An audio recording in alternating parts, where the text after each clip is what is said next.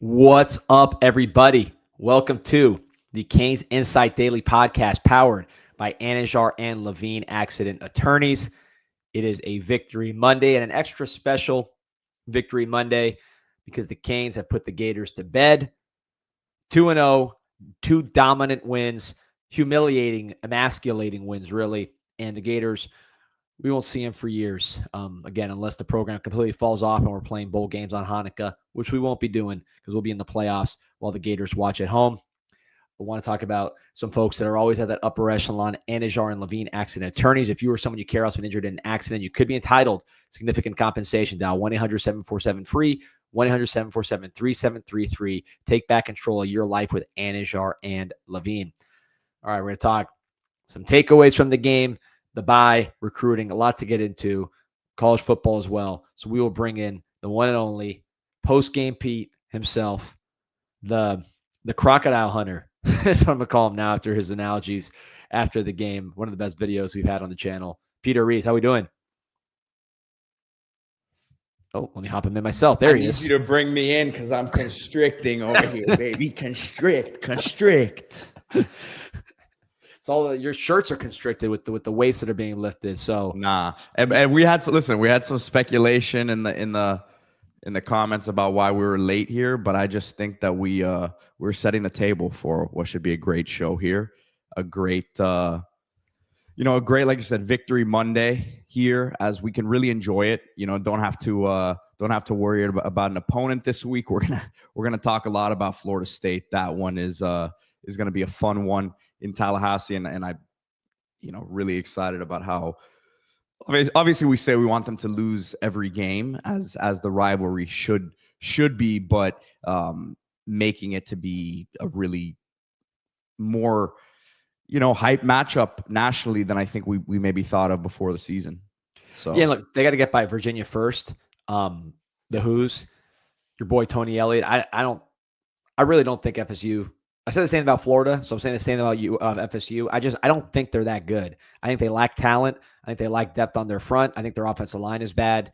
I think what they have, they're a team that has a very clear identity, which is good. It's improvement over last year. And then they have players that fit the roles they need, whether it's their fast guys or are really fast track guys. Their quarterbacks are running quarterback who can run.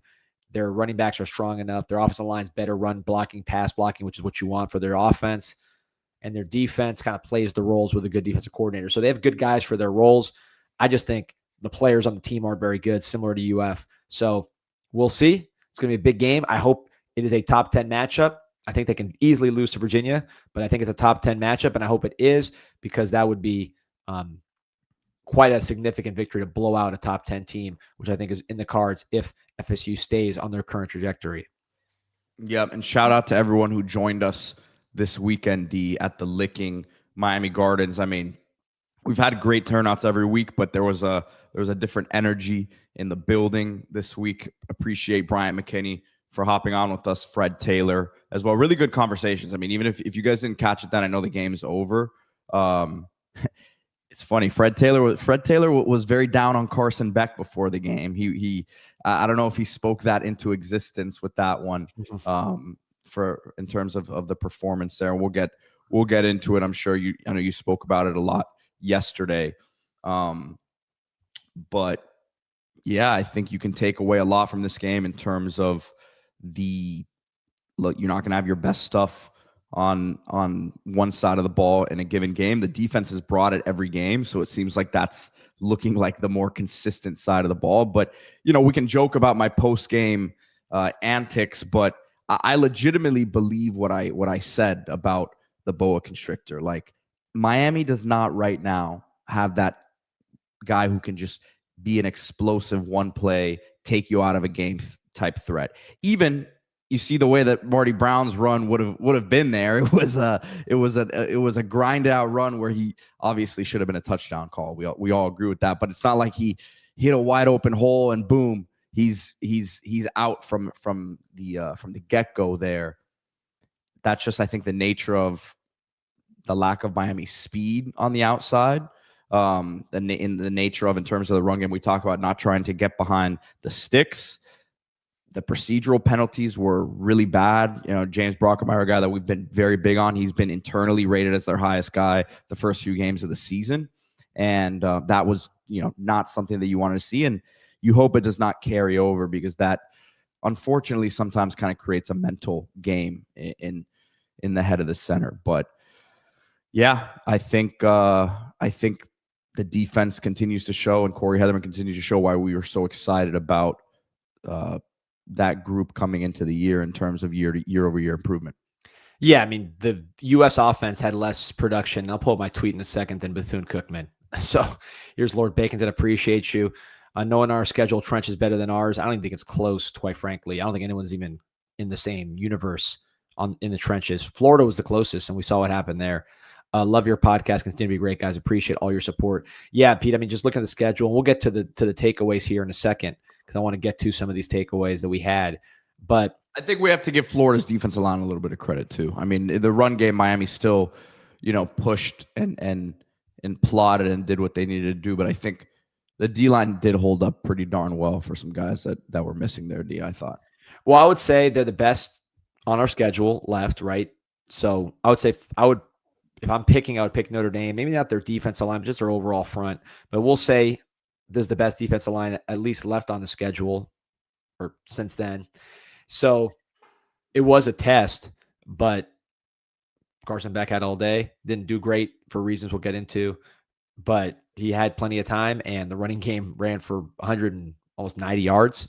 So, I think, yes, we give them some credit for hanging around, but I mean, they were pulverized in this ball game. When you run like Miami ran, and the truth is, with 189 something yards, it should have been easily over 200, because Marty Brown had a 70-yard run that got called back. That was a complete missed call. Like, they have to apologize because it was such a bad missed call. So yeah, they were better than, they're better than FSU up front.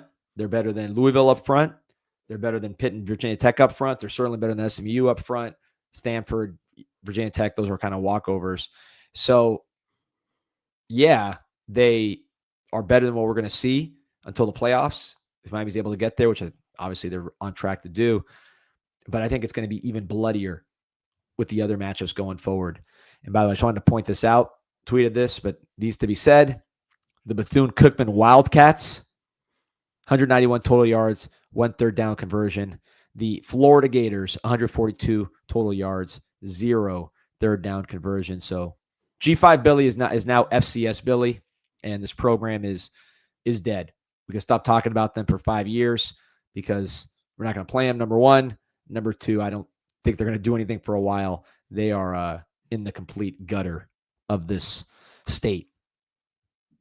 So that's it. Yeah, I think before we get into like our, we're going to get into our official kind of takeaways here of the game. But I think before that, we because the comments are going to be coming, and we can just kind of talk about it right now before we move on. But JoJo and Jordan Lyle didn't play again. Both of them dressed out. Mario said both of them would be ready to go this morning. Pretty much again said, look, they could play if they needed to. I think it's a little bit different situation for each of them. Jordan Lyle was the starter heading into the season. He was I think, narrowly beat out Mark Fletcher. Mark Fletcher was going to still be, as we've seen how the season played out, even with the injury, he was going to be a 15 plus type carry guy a game for Miami, no doubt about it. But Lyle was the guy who took the first snap against Florida, got banged up a little bit, probably could have played these last 2 weeks, but we keep saying it, unless they absolutely needed him out there. Like, if Marty Brown or Fletcher got banged up in this game, in the middle of the game, where you saw Pringle wasn't dressed out either, Jordan Lyle would have played. JoJo Trader, I think it's a little bit of a different situation, as we keep going back to it. Before he got nicked up in camp, from what I understand, there were some guys who had been pushing, and we've seen some solid play at the wide receiver spot from guys like Akeelan Marion, from a Tony Johnson, who maybe previously you wouldn't have thought they would have been ahead of JoJo in that situation. So as he's worked himself back here again, if he was needed in this game, right? And that's a relative term, because you could say, hey, I would have liked to seen him, on the outside being able to make some plays. But quite frankly, if they don't feel like he's earned that at this point yet, I don't know that Florida was the game that they're going to throw him out there. So combination of things for me, but I know the questions are going to come here. I know there's going to be a lot of comments where are they? Why haven't we seen them? Unless they absolutely, again, Jordan Lyle, unless they absolutely needed him, wasn't going to play in this game. I don't believe. JoJo Trader, I think needs to have some good practices here, D, quite frankly. I think the bye week's a big week for him. I really do think this is a big bye. We're going to talk about them in a second because I do think that they are going to be the story of the bye week. By the way, hit the like button from Steve-O. Appreciate you. Steve-O actually has a video breakdown of that'll be up today, which will be up today. So again, appreciate him. Best in the business. And I agree with everything you're saying. We'll get into it here. Ethio Kane saying, good morning, gents. We appreciate all the quality content analysis. Appreciate you, Ethio Kane. Gotta get some sponge bread in my life. I need Ethiopian food. It's been a while. Arsenal, that's your rival, right, Pete? Or is that your team? That's my personal rival because of some outstanding factors. Nice late equalizer there for Arsenal against Man City yesterday. Equalizer. I don't mind equalizer. I kind of like using that word in real football, American football. They should start using equalizer. I like that. I'm a fan of the equalizer. New King God brings up something else here that I actually said to you yesterday when we were talking on the phone. He said, thoughts on the lack of D lineman rotation. The top 2 D tackles played 50 snaps. That's way too much, especially if we become a playoff team. That won't last. We need more depth. What was one of the first things I told you yesterday? Hey, Justin Scott, he didn't play much. And I think the consistency with him continues to be something that I think they really want to see. You saw the play against Notre Dame. You saw his ability to get to the perimeter there and chase down, which that's something I was watching a game with some buddies the other day. And that's something that they were saying, man, look at these D linemen chase down the field, chase to the sideline. As you know, we will continue to talk more about that defense here going forward. But I know my biggest fan, Nick Kane, will be all over me, again on this statement. But if they aren't playing that many defensive linemen, you have to think that they aren't trusting the young guys behind them just yet. Maybe, or their top guys are in great shape. So, I think that's part of it too.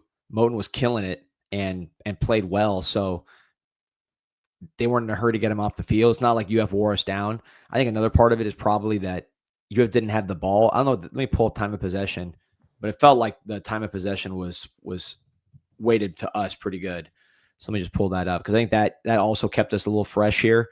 So you have team stats, possession. Yeah, Miami 36 minutes 30 seconds. UF 23 minutes 30 seconds. So I think that had a role too. It's just we just had the ball a lot. So our defensive line wasn't that tired. And we saw a lot of this too, as Sauce Vader says. He says we moved Bain and Mesidor inside at times. So you had Lightfoot and other speed on the edges. Yep. Shout out Clutch. He said post-game Pete Boa Talk had him acting out of character. That's in character. That's just very much inside of your character. That is very much in character. For those of you who don't get it just Zach, yet. Appreciate you. He's like, glad I made it down Saturday. Awesome environment. Yeah, man. Talking to the recruits, everybody said how loud it was. I thought it was louder than Notre Dame. Notre Dame, they were a little nervous, I think, and this was like more of a party atmosphere. I think if we would have really jumped on them early to the extent that we probably should have, with that, I think Florida was ready to quit. If they would have gone up 20-0, they would have just thrown in the towel earlier than they ended up doing. That place would have been even more of a madhouse. But all the recruits said louder than they expected. So in that respect, a very successful day. So Pete, let's just get into the takeaways here. And before I get into the takeaways, actually, let's talk about our boys at the Duffys. Let's start with Duffys because I want to get into this one, Pete. So my guy Tom Yamas was on Jimmy Kimmel. No, sorry, definitely wasn't on Jimmy Kimmel. That one's done. He was on Jimmy Fallon. I don't watch any of this crap, so I get him confused. So he was on Jimmy Fallon, and I saw on Instagram that Jimmy Fallon was interviewing him about his first show. And Tom Yamas, this is the anchor for the NBC Nightly News, one of the biggest journalist spots in America, hardcore Canes fan. I grew up with him and his brother going to Canes games in the cheap seats of the Orange Bowl. Still have a great relationship with him. I was actually just texting with him right now about potential game appearance here. It's coming up soon. But anyways, so he was talking about the first show he did and how his parents had a watch party, and the watch party was at Duffy's Tavern. So I can't play the clip. It's on our Instagram because it's got copyright, but Tom gave a shout out to Duffy's Tavern on NBC. Jimmy Fallon gave a shout out to Duffy's Tavern we're international right now with Duffy's Tavern, the number one, just home of the Hurricanes is the best way I can say it, man. Like our guy Wayne the Pain. I know Pete, this is your home away from home. Our guy Wayne the Pain always updating the signs. Let's see if he has an anti-Gator sign up yet. If not, he's got to get one for the bye week. But I mean, there you go. It is just rocking and rolling. They had watch parties for all the games. I was at the Bills Dolphins watch party. It was a great scene out there. Yeah, probably it felt like a funeral. But there you go. Now accepting credit cards. Yes, really. This place has been around for decades, and now finally accepting credit cards, new ownership, taking it to a whole nother level while keeping the classic feel. Duffy's Tavern, the home of the Hurricanes. All right, with that, let's get into our takeaways finally. So, Pete, my first takeaway, and this one is something that is not exactly a creative takeaway. I have heard it from multiple analysts. I heard it from Booger McFarland, heard it from Bud Elliott. Really, the whole Cover 3 podcast agreed. These are national guys, and certainly I agree. I watched a lot of college football this weekend, watched a lot of college football this year, probably more than I ever have because now I have more time with my job. So I've been trying to really, really, really study other teams, watch a lot of games in depth, not just out of the corner of our eyes like we did at the Lickin'. And I can confidently say to you, Pete, that through 4 games, injuries are going to happen, guys are going to emerge, all that. Through 4 games, we have the best combination of offensive line and defensive line in the country. Not Georgia, not Ohio State, certainly not Alabama. Just thinking of the traditional powers, Penn State. We, Miami Hurricanes, have the best combination of offensive line and defensive line in the country. And that typically leads to championships. Now, I'll go a step further.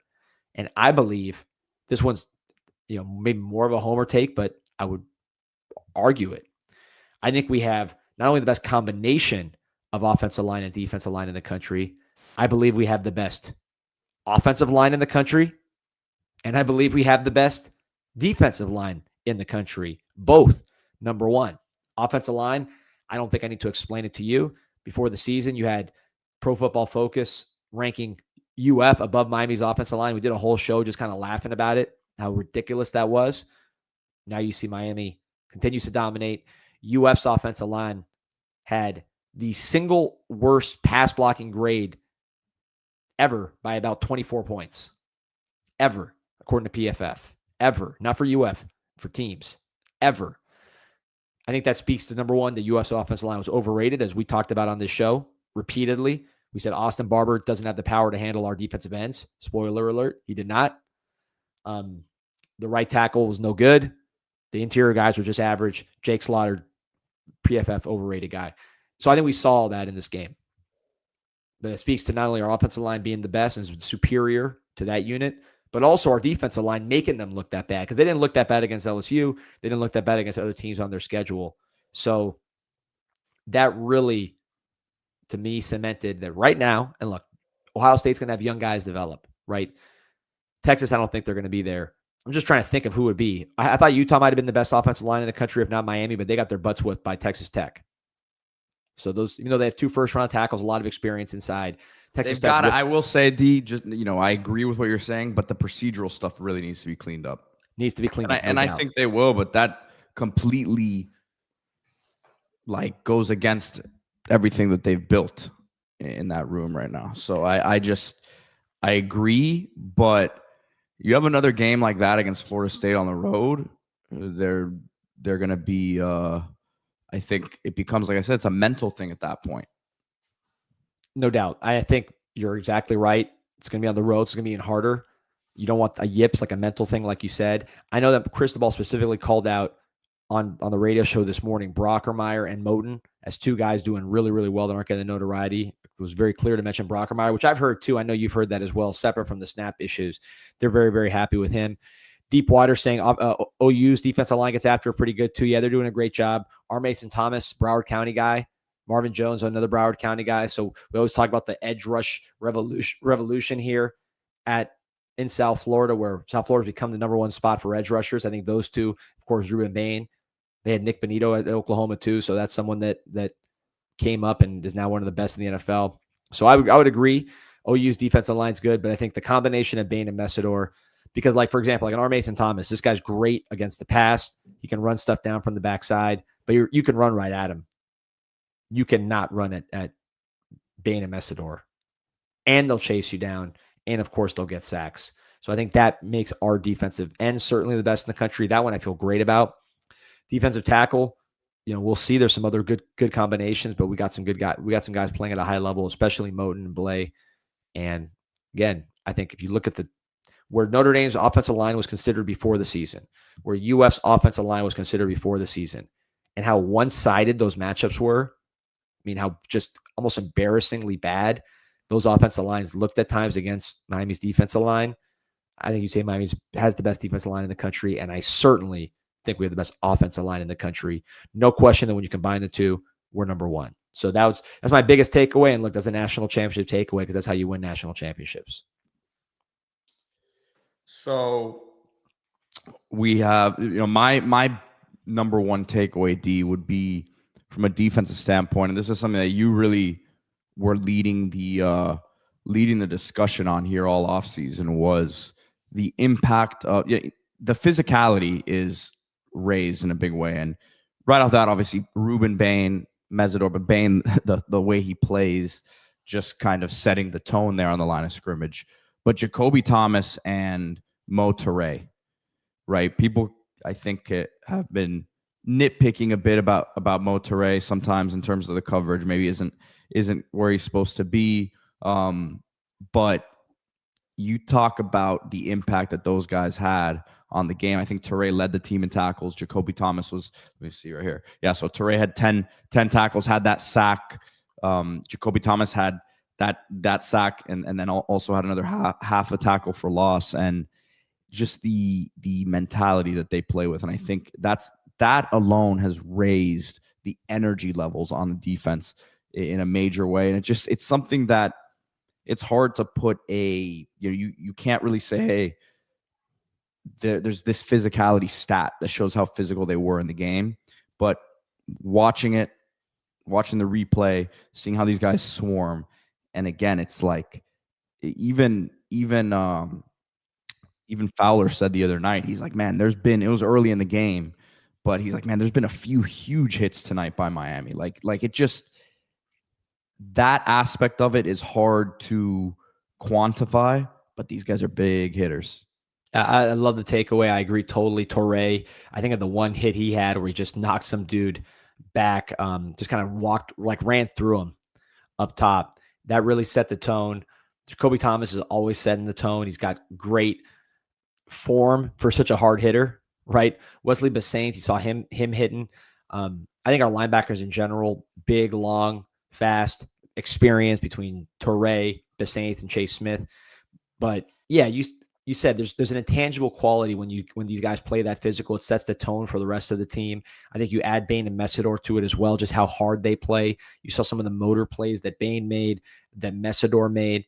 So yeah, they're between the two defensive ends and the two Jacoby Thomas and Mo Toure, all of which I believe are older players, like much older. Like Messidor, I think Bane's young. Bane's a third-year junior, but Messidor is I want to say a sixth year out of high school, something like that, fifth year. He's an older guy. Toure, class of 2019. Jacoby Thomas is either 20 or 19. So these are older guys that have been around, that like to play with some violence, and they're physical. And, Sergio mentioning Marquise Lightfoot, who, by the way, plays kickoff. How many five-star defensive ends play kickoff and make tackles? But I think with him, he's a high motor player to begin with, a physical player to begin with, despite his size. And then you see Messidor and those guys play like that, and he kind of just picks up from there. Austin Thomas saying Sturdivant got knocked out by OJ Frederic and Mo Toure. So yeah, man, it's pretty fun to watch. I really enjoyed watching those guys go to work, and like Herb Street said, it's like 14 guys on the field. And I think, and I forgot to mention him, Poyser too. I think Poyser started to get more comfortable now. He had a really nice open field tackle coming downhill. Maybe it was on one of the running backs or a tight end, but he was flying around out there. And I think there was some questions about him after the Notre Dame game, had some bad tackling angles, but I think that's all part of him getting comfortable to the speed of the game, now consistently seeing it, week in, week out. Yeah, no, I agree. And I would say my second takeaway By the way, Poitzer, before I can get to that, he almost knocked himself out on one of those, man. Yeah, that's what Queen City G said here. Yeah, he was flying in there. You could tell he's definitely picking up the pace, and I've always been a fan of his. But I just think my second takeaway is that in general, and this will be tested against Florida State and their running game, which is a different kind of running game with getting the speed out there on the perimeter and all the tricks and bells and whistles. But in terms of just straight physicality running, and this kind of expands on my point about the trenches, but I think there is no better team right now in football in terms of running and stopping the run. So again, somewhat of an extension of the first point, but you look at Florida. Florida has a defense that at least gives you a credible chance against the run. Right? They're an SEC team. They have size. They've been playing pretty well. Then you go against Miami's running game, and this really should have been a 220-yard rushing day for Miami. You got that miscall blew it. You're talking about this was a dominant rushing performance, and obviously at the end, Miami rushed whenever they wanted. For Miami to be running the way they are, not only against Florida, but against Notre Dame, which is another team that you look at their rush defense, that's something that they're known for. That's something that they hang their hat on. That's certainly something that Marcus Freeman is trying to build his program around. And then when you think about Notre Dame, you think of a team that can stop the run and play physical defense. Miami ran on them as much as they needed to. On the flip side, Jeremiah Love right now is averaging like 125 yards per game between Texas A&M and Purdue. Against Miami, he did nothing. I mean, absolutely nothing. 33 yards, I believe. Jaden Baugh, we had the very animated discussions. I mean, look, I think Drew's probably somewhere in the middle. He's been solid. He's definitely a good back. Any team would take him. If he jumped in the portal, there'd be a lot of teams trying to spend money to get him. He'll probably be a pro. So those are pretty good indicators. Wouldn't be surprised to see Miami interested. He fits our system. He's a big guy. But at the same time, I didn't think he just provided a dynamic threat that was going to threaten us too much. And obviously only 40-something yards didn't really threaten Miami's run defense. So if Miami to this nice point, touchdown run. He did have a nice touchdown run. If Miami's been this dominant against those guys and against those defenses, the rest of the schedule, I don't see anyone that's going to stop Miami's running game unless they completely just sell out to do it and give Carson Beck free reign. And I really don't see anybody running consistently against Miami unless, and we'll see with Florida State in a couple weeks, you can just sort of out-scheme us and get us with big runs with some of your 4-4 type of ball carriers, which FSU has a couple of those. Louisville has a couple of those. That would be the way to do it. But in terms of just like straight, we're going to run the ball, I don't see anybody in Miami's schedule that is going to come even close to threatening Miami running the football. I know you have another takeaway here, D, but real quick before we move on to that, New King got asked, I'm surprised Chase Smith only got 7 snaps. He played extremely well against USF. Why don't they trust him? I don't think it's a trust thing at all with him. I think sometimes with these rotations, it's first of all, the rotations are controlled by the position coaches. Corey Heatherman, as the defensive coordinator, is also the linebacker coach. And a lot of it's like series to series. Like, do guys need rest? Do guys, kind of like we were talking about with D-line, there wasn't a ton of rotation there. There's situational rotations where you bring in a Lightfoot who had a heck of a game. But if Heatherman's sitting there watching the linebackers and saying, hey, these guys are playing well, they're not tired. They obviously held up extremely well, except for that one drive that Florida ended up scoring on coming out of halftime, right? Then it's kind of like we talk about the flow of the game a lot. Within the flow of the game, he wasn't needed there. You had a different situation against USF where he was able to get some extended snaps there, and you see what he can do. But I didn't sit there and say, man, things would have been different on this drive if Chase Smith was in there necessarily. And I think that's kind of the point I'm getting at. Yeah. And like I said, I think we were on the field a lot more. So we just played less players on defense. We were more on the field, more on offense in this game, just completely controlled the ball that way. So I just think we didn't have to rotate as much. FSU could be different depending on what pace they play. A team like SMU, that'll be different. USF was different. So we'll see how that goes. Shout out to baby Lagoon. Johnny Lagoon's baby, 1-0 against the Florida Gators. Pete, so what's your number 2 takeaway? That the issue at receiver, that I'm a big fan of the receiver group, but I think part of Miami not necessarily testing deep yes, you have to give some credit to Florida's secondary for keeping a lot of stuff in front of them, but I just don't know that, Keelan Marion has the ability to be that deep threat, but the lack of speed on the outside, I think maybe gets exposed in a game like this where Florida has some athletes in the secondary. Not sure you're going to see, Florida State's got a night. We saw what Florida State did last year, different group, but we saw Florida State limit Miami's explosives with a completely different situation. But I'm saying you see where things kind of get exposed a bit more when you play a team with, and look, Notre Dame had obviously some of the top secondary guys in the country there, but I think that unfortunately was something that really came to light for me in this one, D.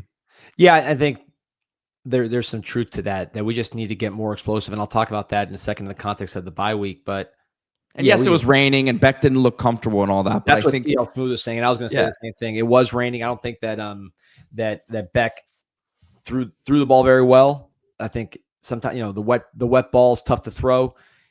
He's not the biggest handed guy, and a lot of times the guys that are good with the wet ball are guys with those stronger hands that can just kind of grip it and rip it, which he does not have those huge mitts. I mean, not that it's a weakness, but it's not like someone who is just as good in the bad conditions as the good ones. He's someone that like most quarterbacks, he's better in good conditions. So I thought the ball was coming out a little light. The placement wasn't perfect. Again, I attribute a lot to the wet ball. We'll see next week. I guess my thing, D, and not to cut you off, is like, even against Notre Dame, a lot of this stuff was contested catches, right? It was guys making plays on the ball. Obviously, Malachi Tony, his touchdown was a nice one. That was a little bit. It wasn't necessarily a deep shot, but you're within the 40 there. I think that I'm very excited about where this receiver group is headed, but they're lacking that. And look, even if JoJo starts playing, I don't know that JoJo's that guy to be the speed deep threat either. I think JoJo could be a playmaker within this offense and could help this offense in terms of some of the stuff downfield.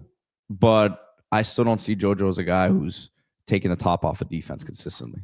Yeah, Youssef mentioned also they wanted to make us patient there with the running game, which we were. We ran for almost 200 yards, playing two high safeties. So there's a lot going on. I think, Pete, I don't think what you're saying is wrong. I do think if you're an opposing team playing Miami, the game plan is going to be based on what we've seen with UF and Notre Dame. You have good corners and force Miami's receivers to beat good man coverage. I think that's the game plan against Miami. If you're playing Miami, just because you don't necessarily have somebody you fear is just going to murder you down the field if you play too tight. Marion has speed. Again, I think in better conditions, we'll see more of that. He's just missed on a couple. One of them is he got tackled by Notre Dame. JoJo, I think, will help in that. We'll talk about that here in a second because there's a lot of questions on JoJo I want to get to. But yeah, Pete, I don't think you're wrong on that. Josh Moore is someone that could get more up to speed. But Miami, if you're asking me what's the weakness in Miami's offense right now, I would say the explosive passing game. And that's something that Beck is capable of. Certainly the offensive line is going to give him enough time to do that. You are going to see eventually safeties creep up because the running game is just too dominant.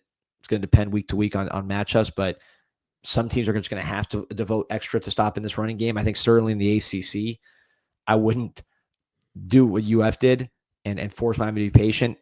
I think Miami will bludgeon teams in the ACC if they play too deep. So there will be opportunities. And we'll see how that goes, but there's still a lot of time, obviously, in the season. And then I guess I'll just throw this on top of there too, as a takeaway / observation in terms of the tight end. I don't think we can say that we've been, Bauman hasn't been too great. I'm not giving up on that one just yet. I think what you saw from Elijah Lofton is what you can expect from him, right? 4-6 touches a game. Get him the ball on the flat. You saw his third down catch, right? Awesome catch. But get him the ball to the outside, 3, 4, 5 yards and let him get upfield with it. I don't see him as that vertical threat, D. I know what people maybe have in their head expectation-wise for him, but that role that you saw him used in this week is much like it aligns with his skill set. And it's not to down like what he is. Like you saw his ability with the ball in his hands, but I think that's where he's going to scare a defense because eventually you start hitting that consistently enough, they're going to have to start creeping up on it a little bit. And I think it opens things up down the field. Yeah, no, I think that's a good point. Miami's not going to have a tight end like Arroyo as far as the downfield threat. That's just not going to happen from a speed standpoint. I think Lofton, one of my favorite players. Everybody knows I've watched him very close, both in practice and in games. He is, 60% in terms of what he can be as far as being explosive and quick. He was effective in this game, which shows you how much he still has. I think the confidence is he'll get quicker and more explosive just by getting more confident. And then, of course, there's the physical aspect, which the bye week will help. But I think there's a lot more with him. He could be one of our best players on offense by far. I would be interested to see. We saw Luka Gilbert play a little bit. Maybe he gets some more snaps here. Brock Schott, who looked good against Bethune in his couple touches. I think with Brock, just being honest here, I think there was some drop stuff in camp with him. They're super excited about his potential long term. You saw the physicality and speed. But again, there's a time and place to work these guys in. Were they going to play him and give him targets against a Florida in that moment? Not sure it was the right time. But as you get into ACC play here, we keep saying you've gotten through these first four now. You know what you've got for the most part. This bye week, and I know you said we'll talk about it more, but you can start to integrate some more things. Luka Gilbert, I think, is in line to get hopefully some more snaps here. Yep, he played one of the snaps. I don't know what the snap count is, but Church and Breeze posted it on CanesInSight, so I could probably just pull it up. Give me a second. But I know I saw on the goal line. The goal line. He played. I saw him in that scenario playing on the goal line. So he's definitely playing. Elijah Lofton will get healthy. Bauman, he's the one that really needs to step up. I think not playing in spring, just his timing's off a little bit with Beck. They're not on the same page. So yeah, I mean, look, Beck didn't play with anyone in spring though, so I don't know if that's right. But Bauman didn't play in spring at all, so like they're both coming together at the same time. Like I don't know, it's just his timing is off. So I don't know. It like blocking when you're supposed to be running a route, not finding the ball. These are things that some of it is no one's Arroyo from a physical standpoint on this team. I mean, it's just not like that part's not going to happen no matter what you do. But I do think there's more to Bauman than we've seen. I know you liked him a lot coming out of camp. You had heard good things. I'd seen him do some stuff too. But I think you can get better play from Bauman from just a communication timing standpoint. And then I think definitely you can get better play from Lofton as he gets healthier. I know that one for sure. So we'll see. But Luka Gilbert's going to have a chance here, especially like you said, over the course of the years. You get into some of these games, which on paper, Miami's going to be double-digit favorites. I with Lofton D, I'm a huge fan of his. I want people to try to understand what the skill set is. You're not going to see it like you keep talking about. You're not going to see him vertically destroying people the way that Arroyo was, like, because again, like we talk about, it looks a certain way. He's a different body type. He's a different athlete. He's unique in his own way. He can do a lot of things with the ball in his hand.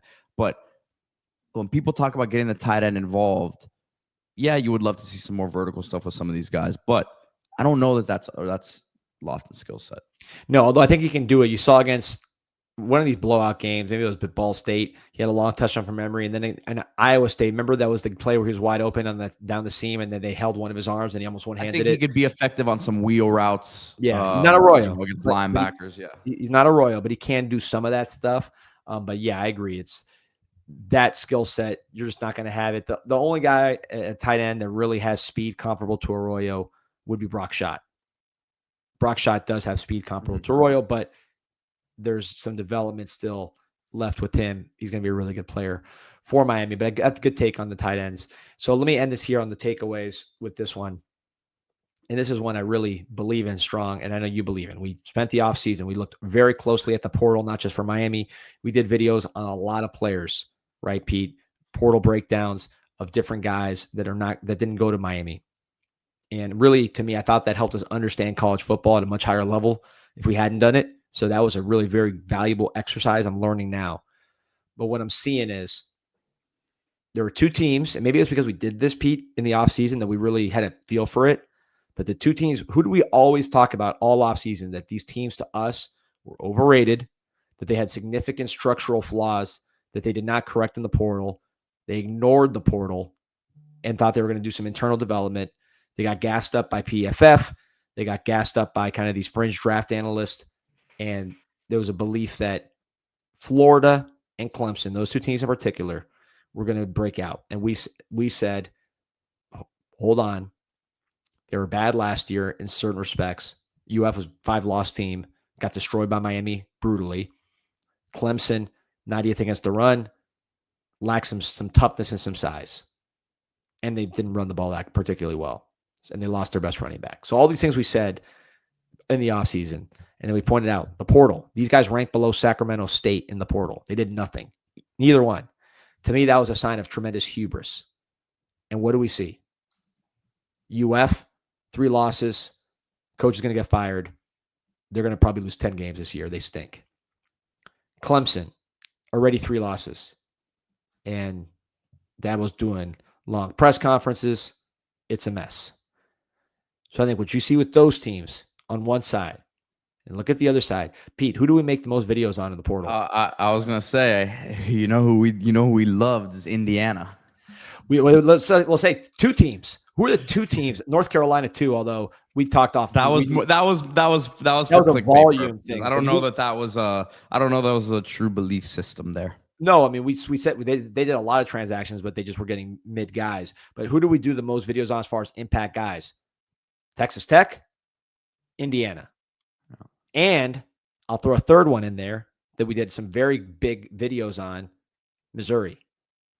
So Indiana, which had a dream season, they could have easily said, hey, we got the culture, Signetti, we got all this thing rolling. We brought back a lot of guys, which they did. They didn't lose a ton. They brought back a lot. We're just going to keep it rolling. What'd they do? They went and got Fernando Mendoza, who, Pete, we were talking about him before that or after that Auburn game this time last year, saying, man, it's been before this time, like over a year ago. We were saying, man, the comments, the pushback on that was wild. What people were saying about him. Oh, it's Cuban, Miami. You guys are biased, man. Wake up. You guys are like, don't know ball. He might be the number 1 pick of the draft. Legitimately. Watch that game against Illinois. Watch the throws he makes. Look at his size. Look how he moves. Let me hold on a second. I just thought of something, D. 2 first overall picks for Columbus this year? Ooh. NBA and NFL? That would be that's in play. Ooh, I hate to say it, but you're right. That's a major play. If you get Cameron Boozer, really play. That's pretty crazy. That just hit me. I'm gonna start the propaganda on you're that Columbus people. Yeah, but I mean, Pete, I don't think I'm speaking out of turn. And we were the first ones on him. Mendoza, my thing with him was always when he got projected in the first round. I'm like, let's see how his physical improvement goes because he's a big guy. A lot of times, those guys have just extra leaps in him. He's a very hard worker. That leap has happened, and he, to me, looks like he might be the first overall pick of the draft. I mean, that's how good he looks. So what about our boy D that we talked about at Ole Miss, Trinidad Chambliss? Yeah, we did one. He's looking good over there too. That's why you got to study the portal, man. Like we're doing that again because studying all those portal transactions, you really get a feel for what's going on in the country. That's the lesson I've learned. But Mendoza, they had him. They had Hemby in the running back room. They had the tight end from Notre Dame. They added Coogan on the offensive line. They added defensive linemen. Tight end Holden Stays. Yep, that's it. Yeah. So they've done it. They've added a ton. And then what happened? They look like a top 10 team in the country. You look at Missouri. We both love Prabula. Said this guy can run, he can throw. He's got a lot more passing than people know from watching him do the Wildcat at Penn State. This guy actually can pass. He gets his own opportunity. He's going to be really good. Ahmad Hardy from Louisiana Monroe, one of the best running backs in the SEC right now. They added Coleman, the well-traveled Kevin Coleman, who at one point we thought was going to commit to Mario in Miami. He's a very good receiver for them. Damon Wilson. Missouri got the best pass rusher from Georgia. Like they didn't get Georgia's 4th-string pass rusher. They got their best pass rusher. Just took them. So those teams are all doing extremely well. And of course, Texas Tech, right? Texas Tech, we did all the videos on them. They spent probably $5 million plus on their defensive line. And then that defensive line went and beat up Utah's offensive line. Looks like it was worth every penny, D. Every penny. I mean, Utah, I was saying before the show, or before the weekend, that the 2 best offensive lines were Miami and Utah. Utah has 2 first-round picks. They have a lot of experience on the interior, 2 first-round picks at tackle. Texas Tech worked them. So that is why you go into the portal. That is why the portal is important. That is why, like, just because FSU bombs the portal one year doesn't mean that you forget the portal. FSU bombed high school recruiting. That's the real problem. They only had one part of it, and the one part they screwed up. Portal is essential.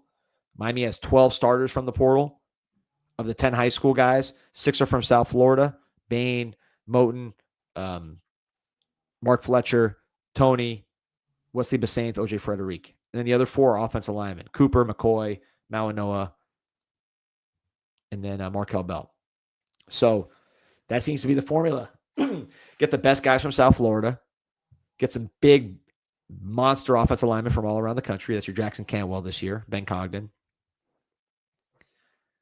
Again, load up in the portal.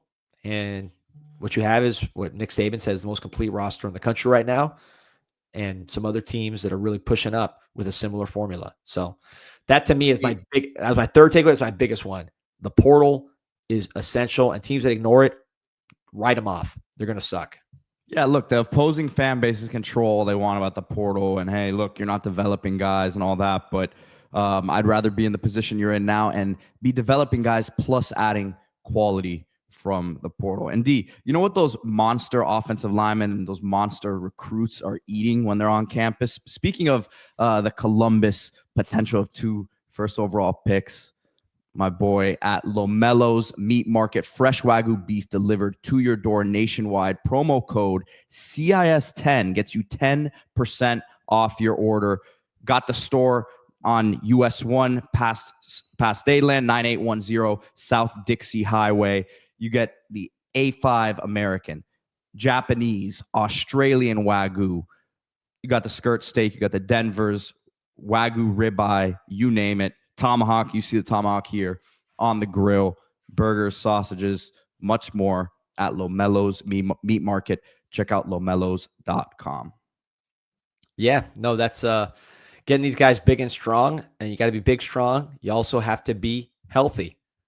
And when you got injuries, you got to recover. And look, again, these are top of the line millionaire athletes. If you consider yourself an athlete or just an active guy, an everyday guy, you know how hard it is to sit on the injured list with pain or with an injury. Maybe even try to hack your own rehab, get back early.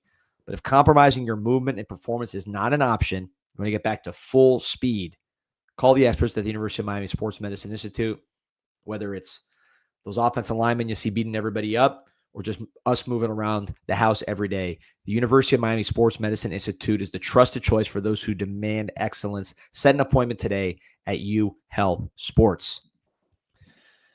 All right, Pete. So bye week. It's going to be a fun time for us. You got one game in 20 days. Which means we got a lot of content to get to. We're still going to be dropping probably more content than we did before. We're really trying to get a handle on what this team is going forward. Recruiting is going to be insane.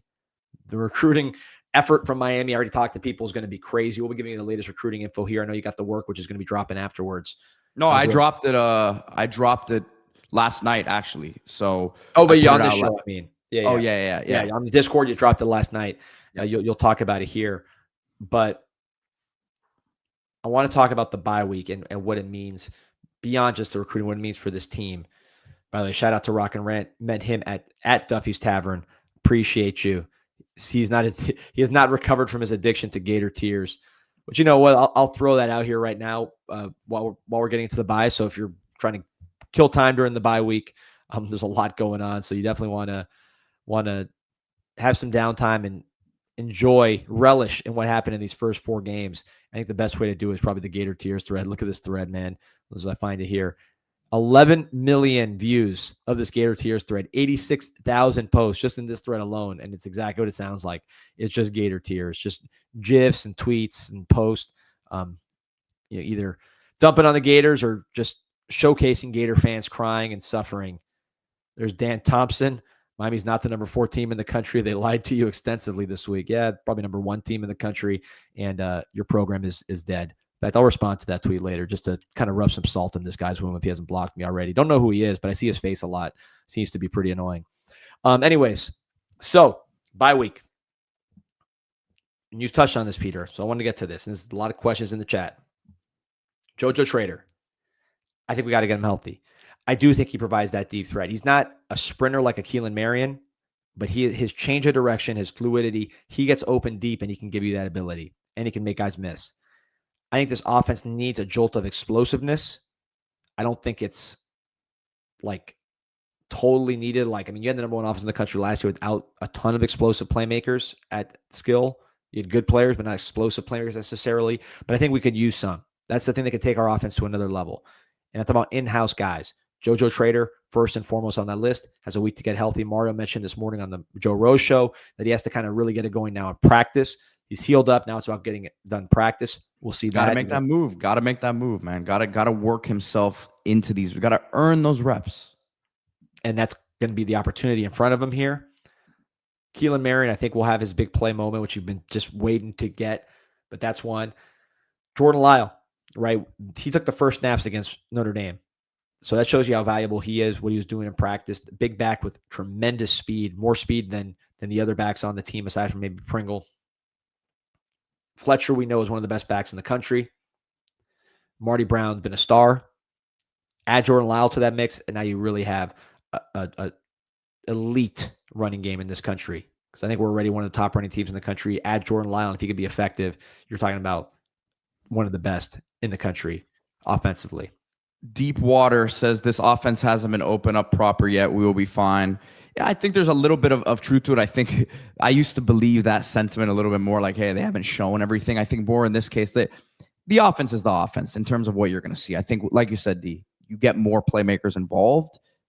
The outcome could be a little bit different, but this is going to be a team that controls the ball and is efficient in the passing game. You hope at their best that, like we saw against USF, like we saw, obviously Bethune was Bethune, but like we saw against Notre Dame, at times the numbers weren't prolific, but it was efficient. So I think it comes down to more like for the offense to fully reach what it could be in terms of these big plays, you need JoJo to step up. You need, Lyle to get in there and start, ripping off 10, 15, 20-yard runs, because I think that's what he's capable of in this offense. And that's what I think it comes down to more than schematically there's going to be changes. I don't think we're going to see a much different scheme here from this offense, D. No, I agree with you. I think it's execution, and I think it's some of the players getting healthy. We talked about Trader. We talked about Lyle. I would add Lofton to that category too. You wouldn't think of Lofton as an explosive playmaker because he's not like a 4-4 runner, but Lofton can make some really, really big plays. You saw it a couple times last year. UF, he had a big one, had a couple plays against the lesser teams, had a fake field goal against Iowa State that he took for like 30-something yards. He can make big plays also. Different kind of way to make big plays, but you get him in space, he breaks one tackle, and that's 25, 30 yards. So I think those three, who, by the way, were our three best players in spring, period, at least offensively. Lyle, Trader, and Lofton. Those were our three best players in spring, obviously banged up in camp. Lyle was more towards that Notre Dame game. He was very dynamic in August camp as well. Got to get those guys healthy. That to me is a number one aspect of the Vibe that I'm watching, because they bring just a different element. You're still gonna have Fletcher doing what he does. You're still gonna have Marty Brown. You're still gonna have Malachi Tony, Daniels, Marion. All these guys are still gonna play a lot, but those guys getting healthier and Lofton getting healthier, I think it's gonna add different angles to this offense, and guys that if you break a tackle, it can really, really hurt you. HJS asking about JoJo. We talked about it now, but in terms of the question you're asking about if he's not playing because he's not doing what he needs to do to get on the field, or is he hurt? We talked about that at length in the beginning, but it's a little bit of both, man. I just don't. I think he needs to earn his reps back because even before the injury was slipping a bit in that department. But hey, he's got a real big opportunity here, and I would be pretty surprised if they don't scheme something for him early in that FSU game. D, kind of how you saw against Notre Dame, quite frankly. But he's got to earn it. Yep. I agree. That's part of this. It's not just like, hey, you're clear. You got to clear, and you got to show that you're ready to play in these big games, because the other receivers want to play too. Tony Johnson wants to play more. Keelan Marion doesn't want to give up snaps. Tony Johnson and Keelan Marion haven't done anything to say, hey, we should be giving reps to JoJo over. Like, they haven't lost those reps necessarily. Yeah. So bye week, aside from just and maybe this is part of it, the recruiting aspect of it. What are you watching in the bye week that you're like, man, this is an area where this team can really, really improve before we play FSU? The tight end stuff, man. I think Luka Gilbert getting him more involved, getting Lofton as healthy as he can be there, and yeah, you wanna say Bauman hasn't been very good and it's been a rough go, but like you talk about for this team to get better, he's going to need to be better because he's still going to play. It's not like they're going to bench him and he's done just because he hasn't gotten off to a hot start here. Like you need him to pick it up. He can't be an unreliable player in terms of the blocking game at the very least. In terms of the you throw him the football and he doesn't know what his assignment is. He's not aware to the situation, right? He's out there blocking for essentially nobody. So that sort of stuff needs to be cleaned up to me. And then how do you get these young guys more involved you see the Bryce Fitzgerald when he comes on third downs. I think he's solidified himself as a guy who's going to be playing a lot as the season goes on. How do you continue to get a Josh Moore involved and get him continuing to move in the right direction here? Because you see the flash from him, but he has the ability to be a number one type receiver. I'm not saying it's going to be this year, but you want to see him continue to make strides towards that happening, D. So for me, it's really kind of laser focused on the young guys and some of these guys who haven't had the best start to the season in terms of consistency. How about a Matthew McCoy? Yeah. Right. He's another one that I would put on that radar. Brockermeyer, we mentioned it, getting him right mentally. He's been really good. When I say getting him right mentally, I really just mean the pre-snap stuff, right? And the snaps themselves. But they're happy with how he's approached the day-to-day there. And yeah, I would just say really the young guys. Yeah, I think that's a great way to look at it. One young guy, Peony Boy's talking about, is the 17-year-old who's now 18. He just had his birthday this week, Malachi Tony, who you saw that TikTok video. I think it was the 305 Sports. Yeah, it was 305 Sports. Shout out to the brothers, man. Euro guys. Those guys kill it. But yeah, man, he was bearing Sharif Denson, bearing these receivers. Probably could have gotten a couple penalties on him. Could have gotten penalties against him as far as some of the after the snap. I'm glad at least they didn't call it for either team. But yeah, he was bearing these guys. The culture in the wide receiver room is excellent. I think the opposite culture is there at UF. Their corners don't want to tackle. Their wide receivers can't block. That's one thing I noticed is, I would have thought you would have seen more a horizontal passing game where Lagway's throwing out to those receivers and trying to get some easy completions, right? Maybe set up the vertical by going horizontal. But I don't think those receivers could block. So that's why they didn't do that, because Malachi Tony can block, CJ Daniels can block, but their receivers can't. They don't have the fortitude, or at least they haven't been coached to have it. So if they would have done that, I think our corners would have eaten them alive, which is why you didn't see them do those passes, which would have been theoretically an easy way to get Lagway going. But you didn't see that. Austin saying Tony's like an Antonio Brown who blocks. That's the one Hall of Famer comparison that I've made that I actually think you can kind of be like that guy. It was with Antonio Brown. His dad's Antonio Brown, different Antonio Brown, Della Brown, who's another really good player, but he does remind me of Antonio Brown from the Steelers, just the way that he plays. HJS, I ran into Calvin Russell on Saturday.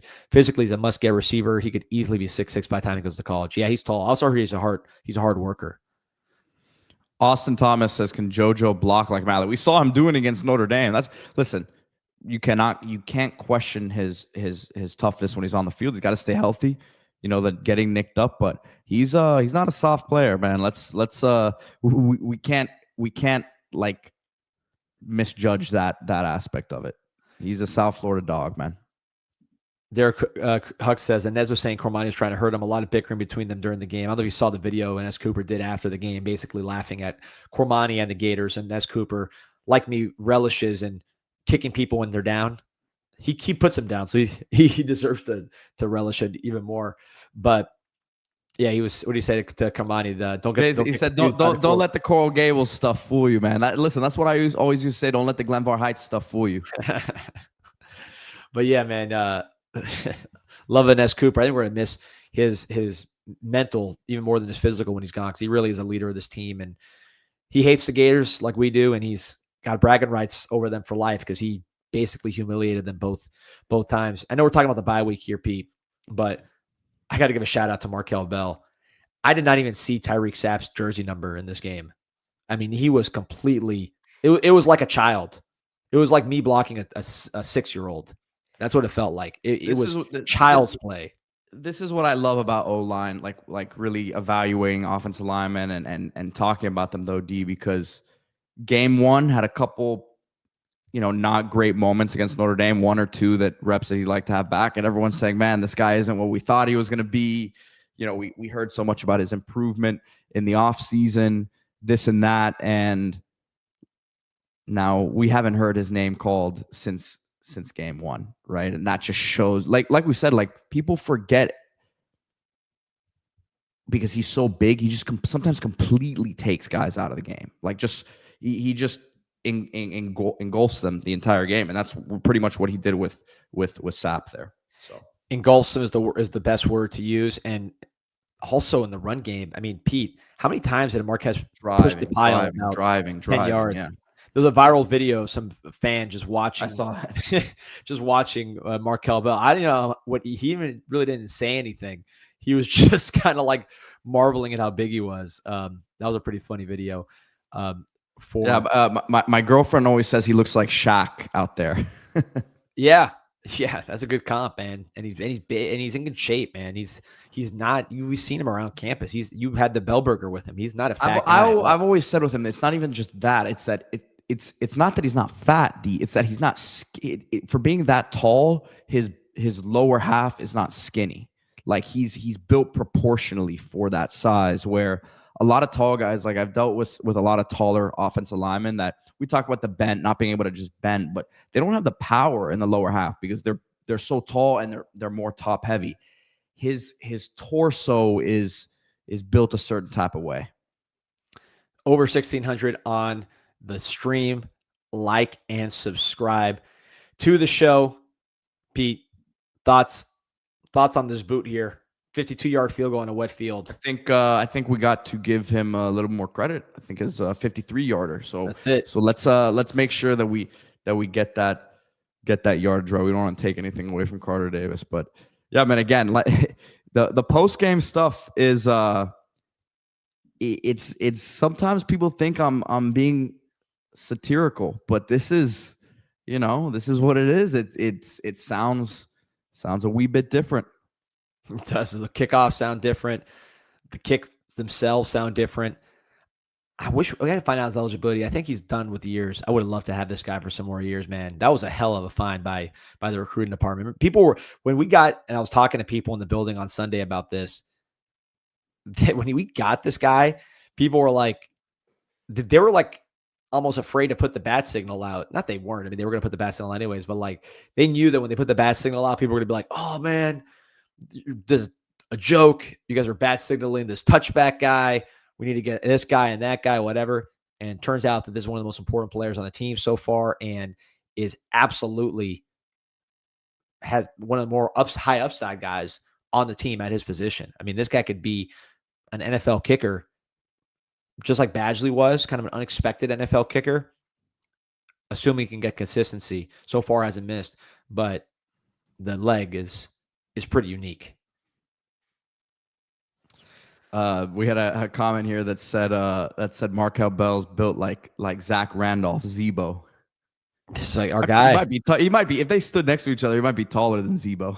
Yeah, that would be a great guy to. I've actually, I actually ran into Zebo in the Portland airport one time when I was on a recruiting trip, and Markel Bell's bigger than him, but by a wide margin. Not just weight. I think he's taller than him by a couple inches.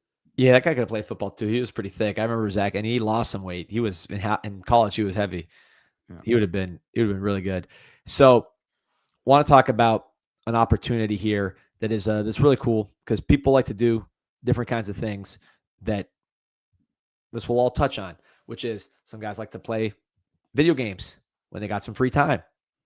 They want to just waste time, play games, puzzles, more in-depth games, more sporty games, whatever it might be. You want to just kill the time.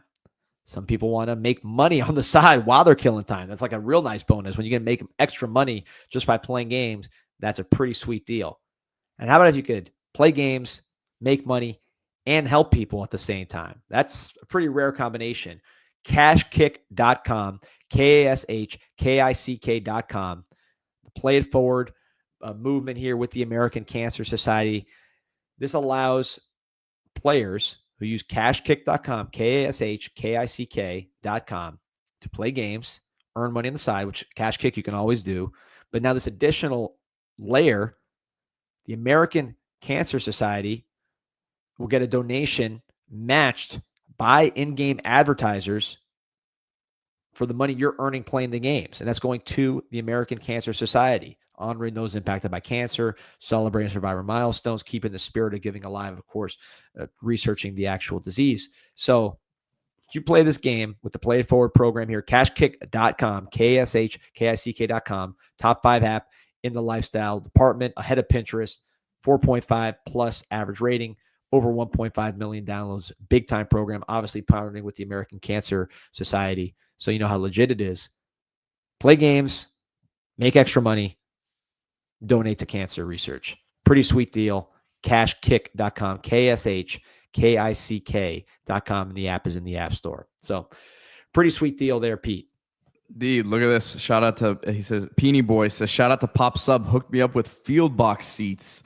Best experience of my life. He's not just providing the best subs in Miami out here. He's hooking people up, man. I was texting our boy Patrick during the week. He was nervous because we didn't do our normal Wednesday show. He hooks us up every week with our lunch there with the Mike show. And he said, man, if we don't win this weekend, it's because we threw it off.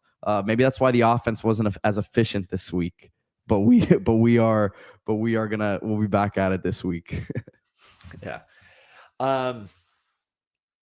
So yeah, it's gonna be fun, man. It's gonna be a fun week. I can't wait to talk crap to Gators. I actually, while you finished that, I was finishing up my tweet to Dan Thompson, trying to craft it, trying to twist the knife a little bit. Dan Thompson, I'm trying to see, because I see this guy on Twitter. Is he involved in the NIL for the Gators? Is that why we know who he is? I don't know who he is. He was like going back and forth with Ruiz a lot. That was like his thing. Ruiz. I'm not the person to ask you. I have no idea who he is, D. All right. Well, if you in the comments, let me know who this guy is, because I'm trying to get material to rip on him in this tweet here. You got to make sure, it's very important for everybody to really twist the knife on your Gator friends, because they are as bad as it gets. They're a potential 10-loss team. They're going to be bad for a long time. We're not going to play them for a long time because we won't be bad enough to play in the bowls they play in, and we're not playing, the series anymore. So very important. You remind the Gators how bad they are. You may remind them just how irrelevant they are. Their past obviously pales in comparison to the University of Miami. Less championships, less relevance. Their present, you saw those teams really didn't belong on the same field. Miami played a D-plus game on offense, and we won by 3 scores. They played worse on offense than Bethune-Cookman. In the future, I mean, the athletic department's a mess, or at least the football side of it's a mess. They're going to botch this hire like they've botched, 5 of the last 6. Pretty much every hire besides Urban Meyer since Spurrier. And it's going to be a tough time for them. So make sure you kick them when you're down. Keep kicking them, and make them suffer. Make them feel this one. DZ Dean said, confirm. D likes to kick people when they're down. Absolutely. Did Hilton Stubbs see the field? I don't believe he did. And if he did, he probably sucked. I know. Very happy to avoid Listen, D. I'm not going to jump on this with you because these guys could be Canes next year. Vernell Brown, I won't jump on. Some of these other guys, I'm not going to jump on any. I don't think we want them. Jay Suarez asked about the impact of this freshman class versus the rankings and perception. I mean, so far so good. We still got more guys we got to work on the field. But Bryce Fitzgerald's basically a starter. I mean, he's a third safety. He plays on all the passing downs. Malachi Toney is one of the best receivers in the ACC right away.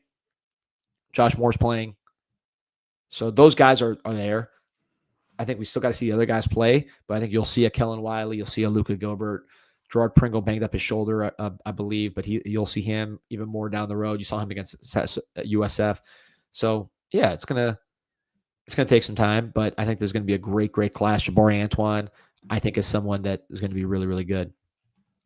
LJ McCray broke his foot, I believe, too. So I saw someone asking about him. We can get him maybe. Derek Huck says, saw Tank back at the Lickin'. How's the feeling with him? Yeah, so we were just recording, talking to Fred Taylor, talking to Brian McKinney, doing the whole UF-UM thing at the Lickin', which was an awesome pregame event. Probably put that Brian McKinney interview out by itself. That's a pretty cool one. It is up. Oh, it is? Okay, I didn't see it. Both the Fred Taylor and McKinney ones are separate Got it. videos. Yeah, Fred Taylor did a Maybe good those job. guys He was a good guest. I mean, Gator, but obviously one of the best players ever to come out of Florida, and he was a podcast Great pro. interview. Great interview. Yeah, And he really, did great off really the field, enjoyed that off one. the camera too. Both those guys were cool dudes. But yeah, we were talking to Taylor, and then Anthony Jones, Tank Jones, just walked into the licking because he loved the food so much. He wanted to go there on the way to the game. We didn't even know. And it was pretty cool. You know, Fred Taylor gave him some words of advice. He wasn't recruiting for the Gators. No, he wasn't. He wasn't. But just kind of giving him some wisdom, which is cool. I mean, awesome experience. I think Tank Jones, you'll talk about here in the work, which we'll transition to in a second. But I think we got a great shot. He is one of those guys that I absolutely want to get for the Canes badly. I think he is a complete stud and going to be a really great player. Real quick before we get to some recruiting stuff and then get out of here with the work, want to talk about my boy OrchidMan. So I saw the OrchidMan and his family, the Orchid woman, the Orchid man, the Orchid son. I saw the whole Orchid family out there on the black lot. They were tailgating, chilling with Coach Artiaga and some other luminaries, you know, because OrchidMan is that plugged in, but he's also plugged in to landscaping. The top guy in South Florida, landscape artisan, works from Palm Beach all the way down to the Florida Keys. It's not just orchids, plants, the pretty stuff. It's the dirty stuff. It's everything to do with your landscape. So if you want to just deal with high-end product that top companies like Nike use for their commercial space, top dudes like Miami's coaches use for their own landscapes, OrchidManFlorida.com. Sprinkler repair, tree stump grinding, tree trimming, rain gutters, you name it. That's Orchid, not Orkin, Orchid, or ORCHID, manflorida.com. Call him today. He'll be your quarterback on your landscaping, the best in the business. Shout out to him and the whole fam. It's great celebrating the win with them. They were on cloud 9. All right, Pete. So you gave your Discord subscribers the preview, or not the preview. You gave it to them early, the early premiere. Oh, real quick before we get to that, Lord Baconton, appreciate you. Says, have you seen Hilton's Drake Stubbs video that's resurfacing from last year about him saying Florida's a better offense and defense? That's why he flipped. Yeah, that's what we were talking about earlier. Inez Cooper reposted that video with the rolling laughing signals. To the kids' defense, I'll say this, D. I think he was really baited into that answer by the people that were interviewing him. People that are very quiet right now, by the way. So I really, that's why I'm trying not to jump on the kid, because I know what he said, but like he was completely baited into saying that. I'm not going to put that on a 17, 18-year-old kid at the time. 100%. He was baited. And those very vocal media members are very quiet. I guess they're shifting their focus to the coaching search. But I'll say this though. Shout out to I believe I see her here. I have first take on the TV in front of me. Amina Smith, Deion Bush's wife, a Canes grad who's hosting First Take this morning. Let's go on ESPN. Let's go. Media takeover. Yeah, shout out to Amina Smith, the Hurricane takeover. DZ Dean saying D should be bearing these media appeal for ranking Florida offensive line top 5. Yeah, check the beginning. I mean, I buried him about as many different ways as I can. It was embarrassing to do that. Derek Hux, I like this. ORCHID man, the Method Man flip for advertising. Actually, you know what? It's originally from Hall & Oates. I didn't realize that until I heard the song. And then Method Man took it from them. But yeah, ORCHID man. Love it. Thank you. Checks in the mail. But yeah, Drake Stubbs, it really wasn't his fault, but I do think we kind of dodged a bullet there, and I don't see that one circling back to us. I think we're in good shape. But anyways, go ahead. Let's hear about the next guys. So I dropped the Discord link in the comments there, guys, and it's, you know, I put, like D said, I don't withhold any info from you guys on the show. I put a lot of my stuff in writing on there, and I post it there. You know, before sometimes we talk about it here. And I'll start with Frederick Saintis, defensive tackle. And it's something that I talked about on, I believe it was Thursday night. I put it out there. And then this was the beauty of the Discord. I posted something about him Thursday night, and an article came out last night or yesterday basically saying that Miami is now, you know, in the driver's seat for him, all of that. He's an FAU commit. You brought him up multiple times on this show. From what I understand, he's ready to flip, you know, to Miami. He's pretty close to it, ready to kind of shut his process down.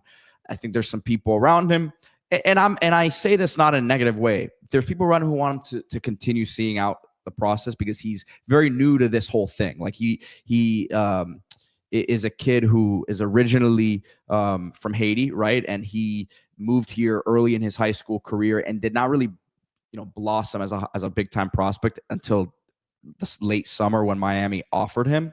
And Miami's really been making a push here. Florida State, he was supposed to go see them this weekend, canceled that visit to come to Miami a second weekend in a row. And again, like I said, I think he's starting to give an indication that he's ready to make the move to Miami. I think it's a matter of time for that one to get done. Yeah, this is just his last game. You see how dominant he is. Obviously, the competition is not great. Private school, West Coast of Florida. But, I mean, defensive tackle is about traits, and there's not that many guys that have that combination of size. Here you see him on offensive line, of length. I heard he's legit 6'3.5". He'll be over 300. Basically, the word from Miami is that this guy in a year or two is going to be unreal. Here you see some, look at him moving in space and then abusing a poor young man there. But yeah, I think people are going to see this and say, oh, this is like a decommit from FSU. Why are we scraping the bottom of the barrel? This is not that kind of thing. This is much more akin to FAU. I'm sorry. Yeah. This is much more akin to like Kellen Wiley. That's just a guy that is developing late, but then you look at him, he's going to be bigger than everybody. He's going to have the athleticism you need. Plus, he's going to have a lot of big time offers. I mean, the Florida State, Miami already offered him. Big Ten schools are offering him. Like, this guy was never going to sign with FAU. He's going to be at a big time Power 4 school. So this should not be treated like as a sleeper recruitment. I think this is just more of your late bloomer recruitment. That's going to be a big time battle. But like you said, FSU wants him badly too, by the way. Like they're fending FSU off right now, and I think they're doing a very good job of it. But this is not. And by the way, I'll give FSU credit. We haven't spoken about this. They had a heck of a couple pickups with the Desir twins. Yeah, which we liked. We saw them at camp. We saw them at the camp, and we were both kind of like, man, these guys are. I think they were like 3 stars, but we both looked at them and said, those are some good looking players. At the same camp we saw Floyd Boucard at that he's now flourishing for USC. But FSU's D line, in the interior D line, they've made some good evaluations the last few years here. Yeah, I like some of the guys who are getting from South Florida. Yeah, the kid is violent with Saintius. I like the discus throw ability that he has. He throws the discus, the javelin, and the shot put. He's not Jackson Cantwell, no one is, but to do all three is pretty athletic and powerful. Also wrestles, which that's one of my favorite things to look at. You see pictures of him. He's not heavy at all. I mean, he's going to be a good looking 6'4", 300. Looking right, not with a lot of extra weight on. So really talented player, and I think I treat it like a Kellen Wiley. Yeah, is he going to be a 3-star? Maybe now. He'll probably end up being a 4-star, and it'll be that kind of deal when you get him, as far as what his value is nationwide. So the next name I'll talk about here, and this was a new one for me, D. I'm not sure if you had heard much about this one heading into the weekend, but Florida receiver commit Marquez Daniel. And this is, I got some texts after the game like, hey, who can we flip from Florida? We talked about it. I don't know that there's a big group of guys or even a handful of guys that you're interested in flipping from Florida right now. But wide receiver Marquez Daniel from Tuskegee, Alabama. He's someone who was on campus for the first time in his recruiting process this weekend. And he's a top 150 national recruit. Some places have him higher than that. 4-star, 6'5". And from what I understand, D has become a major player of interest for Miami here as they're trying to stockpile some more receivers in this class from what it appears like. And the bottom line with him is that I think the kid understands he's not going to be, if he were to go to Florida, be playing for the staff that he committed to. Billy Gonzalez is a beast on the recruiting trail. Like, I think we can give him that, and that's who he's committed to right now. Billy Napier, obviously the head coach he's committed to, and I think he's started to understand that's not who he's going to be playing for. So Miami's lurking there. And I think you could say they're in striking position. Would most likely, I think, need to get him down again, D, because this is his first time on campus and continue to nurture that relationship. I know that there will be some staff on the road this week. Jason Taylor going to see Tank Jones, for example, in Mobile. So this is one that I would expect them to go get out on the road and see this week to try to follow up with. Alabama becoming a home away from home for the Canes. You look at Dalen Upshaw, look at Cole McConaughey, Bobby Pruitt. Who else? this year. Anthony Tank Jones, they're working on him. So yeah, Alabama's been good to the Canes, and they're trying to get Trent Seaborn as their 2027 quarterback. So Miami's really working hard in that state. This is a big dude, man. Returning kicks, you see some nice, easy athleticism from him. People might see something like this and be like, what's up with Tyron Evans? I thought he was having a really good senior year and up in the Charlotte area. Miami's commit, I believe he's a 4-star at this point. I think Miami's just trying to get good players. That's what I asked about this because, we're talking about different receivers. I'm like, oh, what about Vance Spafford, who's committed? What about Samorian Wingo, who's committed, is now a top 100 player having a great year? So I think between him and Spafford, there's 2 top 100 receivers, plus Tyron Evans moving up the chart. So Miami has good receivers committed. But I think the idea is modern college football, guys move in, guys move out. You just got to get as many good players as you can. And they think this guy, as you can see from the highlights, is a really, really good player. I love that he returns kicks. Not something he's necessarily doing in college, but that athleticism when you're bigger than everybody. I mean, look at him. He's a head bigger than everybody on the field, and he's still out here returning kicks. I don't know if he's going to be winning too many track meets, although no one's catching him right there. But this is an impressive player. Not that skinny either, which is sometimes with these 6'6" guys, they're string beans. So their size gets neutralized just by their lack of strength. But this guy looks pretty strong. There you see him extending. Impressive player. I don't know what thoughts you have on this dude. Yeah. Remember they offered Milan Paris the other day, also another bigger wide receiver. So you're seeing the type of body type they're looking for there. And I see some people saying, "What does this mean for Calvin Russell?" We've talked about it. They're pushing there. Mario wants to get that one done. He was another 6'6" guy. He's another 6'5", 6'6" guy who looks like he still might be growing a little bit and filling into his frame there. But let's also not keep. As I don't know if I told you the other night from what I was hearing, D, but they're still. I don't know that it's like a done deal or anything, but I definitely know it's not a done deal. But there's the Nick Lanier, if he reclasses, would be right at the top of Miami's receiver board. And when I say right at the top, I'm not saying it's him or Calvin Russell. Like they would want both of those guys, but he jumps right into that pack. Yeah, and the sometimes there's guys you want to drop. I don't know who you'd want to drop in this class. I mean, Samorian Wingo is now a top 100 player. His stock's going straight through the roof. He's making great plays every week up there in St. Augustine. He's a arrow up guy. Tyron Evans has been an arrow up guy since last year. From Tennessee commit, we flipped him. He continues to rise. Vance Spafford, top 100 player. I was talking to somebody about him the other day. I was like, he's gotten hurt. Everything's still good there. And they go, yeah, he's back. He looked great this last week. He's a guy. So they love Vance Spafford. I personally love Vance Spafford. I think his speed and his route running brings a dynamic that we need on this team. I think he could probably help us. He could have helped us this year just with how much speed he has and how productive he is and how much he knows how to play receiver. So it's one of those things where I don't want to trade any of the guys we have, but if we want to add on, let's get some good players in the house and let the best man win. I think we got 3 good ones last year. So this receiving group could be young, athletic, and homegrown too. We talk about the portal. There are good receivers available in the portal. Obviously, you got Keelan Marion and CJ Daniels this past year. But homegrown at receiver is not a bad look. That's what you see with Ohio State. That's what you see with who are some of the other good receiving cores. Clemson, although they're struggling a little bit this year. Last year, really, Sam Brown was the only guy that came in, and he wasn't anything too impactful. It was more Restrepo, homegrown guy, Horton, homegrown guy at that time. Jacoby George. So no reason not to have homegrown receivers. You can get good ones in the portal, but I think you'd rather get them there if you can. And that's why they're recruiting so hard at that position.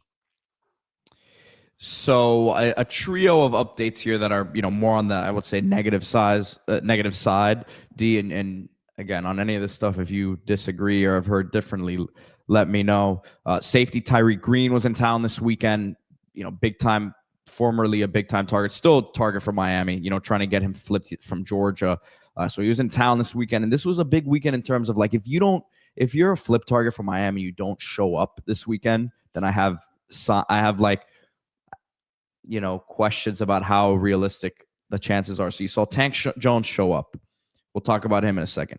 You saw Nolan Wilson show up. We'll talk about him in a second as well. You saw Tyreek Green show up, right? It's a sign in the right direction there. But from what I understand, he hasn't given any indication that he's flip-flopping on the Georgia commitment. It seems pretty solid right now. That might be a tough flip on that one. Yeah, I agree with you. So that one, a guy whose name we've heard in the past, and there's a lot of opinions on this position because of some of the names that are still on the board there. But I think for the running back target, Jay Lamar, I would say he's pretty much out of the equation as well for Miami. I don't know how consistent that contact's been. Yeah, I think that was more of that was like a kind of a fake news deal when that started percolating that he might be a flip candidate. I'd never heard that until I heard the rumors, and I still have not heard that from anybody, reputable. I think that, that's going to be a situation you look back on and you kind of say, hey, maybe it could have been handled differently, because I know that there was very much momentum for him to commit at a certain point, D, and because they wanted to make sure that it would keep certain things open for other guys. Maybe didn't jump on it, but that might be one that I look back on and say, wish they maybe would have pulled the trigger on it. But that's 2020 on that one, and we'll see how things play out. Obviously, I'm a fan of JB Mallory, but they need to add another back in the class. Yeah, I agree. They gotta get Derek Cooper, man. What's Derek Cooper doing?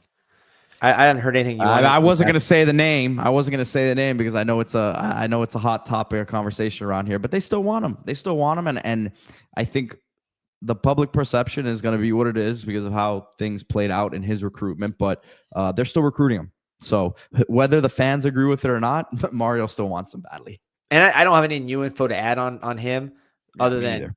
He'd be an insane person not to come to Miami. I mean, Texas. I understood the Texas thing at the time. Texas is not looking too good up front. I'm not very impressed at all with their offensive line. I haven't checked the Sam Houston State box score. I know our boy Arch was flexing in that one. Just kind of a bad sign. But I haven't seen great offensive line play from the Texas Longhorns. Not terrible, but nothing that makes me say they're going to be a force running the football. So in fact, they don't have their top. Listen to this, Pete. Their top 4 rushers. Remember, they played cupcake games. None of them have an average over 5 yards a carry. Jarrett Gibson, Manning, James Simon, Christian Clark, C.J. Baxter. None of these guys have a yards per carry over 4 yards. Or any, I think there's one person rush for 20 yards, which is Arch. None of the running backs, until you get down to Wisner, who's been banged up, has a carry over 20 yards. So they're struggling to run the ball, at least from what I could see in this limited sample. When you compare it to Miami, who's just dominating teams, real teams. Notre Dame, Florida, running all over those guys. So, to me, no brainer for Cooper. If you want to have those lanes to get downhill and then use your 10-7 speed to take it to the house, Miami's a no brainer. So those were the two negative, or I would say recruiting updates there that were here. The other one that's not necessarily like a recruiting update, but it's a player that's committed to Miami, and it's an unfortunate update. But Cannon Pickett suffered an injury, and looks like looks like a more of a long-term one. Based on what I know, I don't know that he'll play again this year. Hopefully it's a speedy recovery for him, and when he gets on campus in January, he's ready to go, because man, they were excited about some of the film they saw from him early in the season. It looked like he had taken a step in the right direction for already a guy that was a highly rated interior lineman. But I think defensive line wise, and I think this is more of a positive outlook here, D, as we've continued to talk about their wanting to bring multiple guys in. I think Frederick Santis, we talked about him, would be surprised if he's not in the class in the next few weeks here. And then Tank Jones, the one that we've been talking about, was at the Lickin' the other day with us. And I have that one. I'm not calling it a crystal ball, but I'm putting that flip percentage over 50% now at this point. I think I've just seen enough in terms of the fact that he's been down here now twice in the last month. JT's going to see him again this Friday for his game. And Oregon's a tough place to flip kids from, not only because they're a really good program, quite frankly, but they just, from what I understand in terms of the structure of the NIL stuff. So if that can be worked through, then I like Miami's chances to get that one done. Nolan Wilson, Alabama D-line commit from Mississippi. That one to me is not as far along based on what I know in terms of a flip process as Tank Jones. Now, if Tank ends up solidifying with Oregon, do we make? And look, I think they would take both of these guys. Let's let that be known. But it's likely that you'd only get one of those two. And if Tank starts to, because look, you tell me if I'm reading this wrong, but the window to flip a Tank Jones would be here in the next month or so with the push that you've made on him. If you don't get it done now, I have a hard time believing it happens later in the process, closer to signing day. That's my read on it. But what do you think on that one? Would love to get this one done. I agree with your sense. It's kind of following the visits, following the geography kind of deal. If we're battling an SEC team, it's a little different because you don't know if there's home dynamics at play there. But Oregon, great program, but so far, I think if he's seen Ruben Bain dominate twice in Messidor, he knows what Miami can do at that position, and I think he's the kind of guy we need. Like, talk about overpay guys, not that overpay, but like pay a lot up for guys. I'm paying for that kind of guy. I heard he's 275 right now. You saw him. I mean, we saw him twice. Yeah. He looks big. He carries himself great. Just the way he acts. You've been around long enough to know like this guy's on point. He's not going to be. I mean, we haven't done all the background on him like these coaches have, and even then they don't really know. But from just our impression of him, very favorable. The background that we have heard is very favorable. He plays basketball. He runs track or throws he won state championship in the discus, plays tight end, plays edge, extremely physical, extremely productive, has the size. I mean, these guys check. That's the kind of guy that if I'm pushing my chips in, because you only have so many bullets in the chamber, no matter who you are and how good your collective is, those are the kind of guys I'd rather go all in on. They have all the checks, just like Cantwell. Multi-sport, tough, great character, all those things, physical.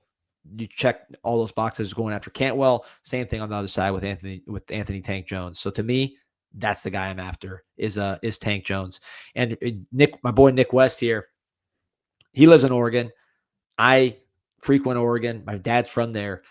I was in Eugene a couple of years ago, and it's true. Eugene, Oregon, as someone who loves Oregon as a state, just like the nature of the whole thing, Eugene, Oregon stinks. Eugene, Oregon is the worst part of Oregon. It's a dumpy town. There's great stuff around it if you drive like 20 minutes, but the town itself is a dump. I mean, it's like a small, big city. It's all the bad things of a big city in a small place, and there's nothing really nice there. It's not where you want to be if you're in Oregon. Forget about if you're in Mobile, Alabama. That's not where you want to be in Oregon. So, yeah, Eugene does stink. Miami obviously does not. He came down. He saw the festivities. He liked it. So I think all those things play in our favor. And if you can get this one done, I think this got to be a major, major hit. He checks all the boxes. We love him. And then my last update here. Well, actually, I'll say this. I'll throw in, not to go back, but a guy who did not show up this weekend that I'm thinking it's going to be, unless there's an absolute collapse from USC. But Brett Kaloje, there was some hope that maybe they'd get him down for the Florida game this weekend. That's looking, more and more unlikely at this point, D.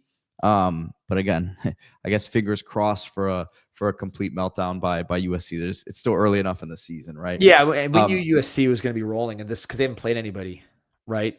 So they're playing well. Mayaba's playing well. That's great. Let's see when the real games start, how it goes.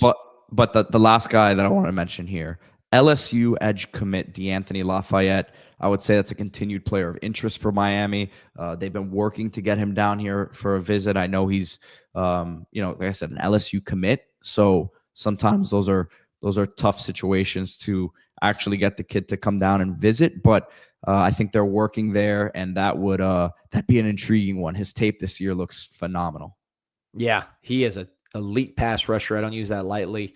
Not the has biggest some guy. Lightfoot in him. He has some Lightfoot in him. I don't think he's as tall as Lightfoot, but he has those sort of traits, D. Yeah, he can just naturally get to the quarterback. And you think of R. Mason Thomas at Oklahoma, right? A smaller guy who just dominates with his pass rush, had 2 sacks, including a game-winning safety there against Auburn, game-sealing safety against Auburn. So he provides a lot of that kind of stuff. Different player than Anthony Tank Jones, who to me is a rock-solid, just every-down type of stud defensive player. Lafayette maybe more of a pass rush specialist, but pass rush specialists, they eat because they're so impactful on the wins and losses in the game. So I'm a fan. LSU is a top 5 program like Miami is right now. It's going to be a battle. He's from Orlando, so that makes it a little easier. I think we'll watch. That's definitely one to watch closely. I can second your reporting on that. He is somebody, a person of interest to keep an eye on. Man, we got over 2,000 here on the Monday morning show. Remember to hit that like button, subscribe to the channel. I know D, you're gonna be on the move this week, so to speak, to put it lightly. Yeah, got a wedding over in Greece, which I'm not one to travel during football season like this, but this is a family deal. So shout out to Tim and Melissa. It'll be a great wedding. But I'm buying one of those like Starlink deals or whatever that they sell, so I can get access. So I'll be traveling. Like I'll be in the plane tomorrow. So you'll do the show with Amon without me, but I should be good to go the rest of the week, and we'll have a lot to talk about, break down, a lot of recruiting stuff. I'll drop the bank. People won't even miss a beat unless I change the background, which it depends. We'll see. Maybe I won't. Greece can be pretty nice, so we'll see what background we can get. But yeah, looking forward to the Greek style baba ganoush, which is more eggplanty, just a different flavor. I'm a big fan of the Greek style baba ganoush. Shout out to Maria's restaurant where I eat with my dad every week. You take the O out of the equation. There's no ganoush. It's ganoush, huh? Is that what it is? I don't know. I'm asking you. The pronunciations, man. One day we'll get it right. I know, maybe I'm wrong. I don't know if I'm culturally wrong there. But you're definitely a more worldly gentleman than myself. We'll be out there in Greece watching recruiting videos. By the way, maybe you can find us a Greek basketball player, man. Yeah, I mean, we already got Slovakian, Turkish. Turkey's right there, so we got it going. 20% off jerseys, by the way. We got the bye week, perfect time to buy some jerseys, get ready for the rest of the season. 20% off, discount applied automatically at checkout. If you want something else, promo code INSIGHT20. That's 20% off your first item at the Miami Hurricane Team Store, MiamiHTS.com. If you're there in person, right across the street from the University of Miami, next to the Thesis Hotel. So yeah, man, be fun. Yeah, this is the biggest problem. I won't be able to watch the loaded college football slate this weekend. I'll find a way to watch it like on my computer afterwards. But yeah, we'll do a lot of college football talk this weekend too. There's a lot around the country I want to get into, just because we've watched so much of other teams this year. So we'll do all that. It'll be business as usual. You'll be on tomorrow with them on. Other than that, we'll be rolling. All right, everybody, hit that like, subscribe to the channel. See you guys the rest of the week. Go Canes. Go Canes.